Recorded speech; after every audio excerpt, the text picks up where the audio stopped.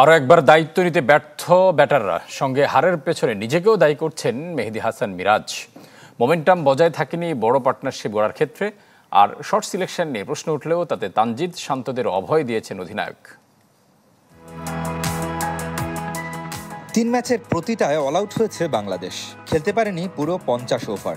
হারের পেছনে ব্যাটারদের দায় পুরোটাই দিয়েছেন মেহেদী হাসান মিরাজ, নিজেকেও দাঁড় করিয়েছেন কাঠগড়ায়।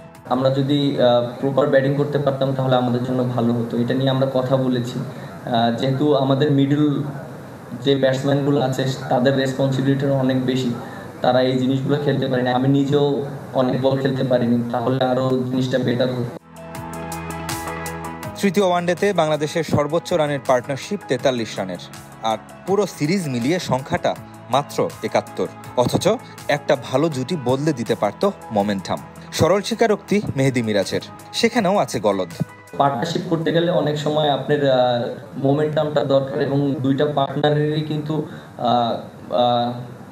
স্ট্রাইক রোটেট করাটা ইম্পর্টেন্ট, এবং লো রিস্কে কীভাবে ক্রিকেট খেলাটা যায়। কারণ আমরা যদি হাই রিস্ক ক্রিকেট খেলি তখন আউট হওয়ার অপরচুনিটি বেশি থাকে। সো আমার কাছে মনে হয় এই জায়গাটা আমাদের কাজ করা দরকার। তানজিদ তামিম, নাজমুল শান্ত, তাওহিদ হৃদয়দের মতো জেনুইন ব্যাটার সহ একটা দলের ৫ ক্রিকেটার যখন বোল্ড হন, তখন প্রশ্ন উঠে স্কিল নিয়ে। ৬ না মেরে সেঞ্চুরি করে ঠিকই ব্যবধান গড়ে দিয়েছেন কুশল মেন্ডিস। বড় বাউন্ডারি তাই খেলেছেন বুঝে শুনে। বিপরীতে বাংলাদেশি ব্যাটারদের শর্ট সিলেকশন নিয়ে উঠেছে প্রশ্ন।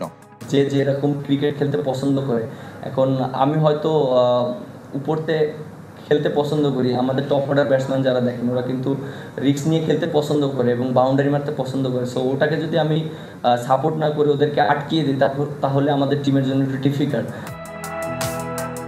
ব্যর্থ ওয়ানডে মিশন শেষে এই ভেন্যুতেই শুরু টি-20 সিরিজ।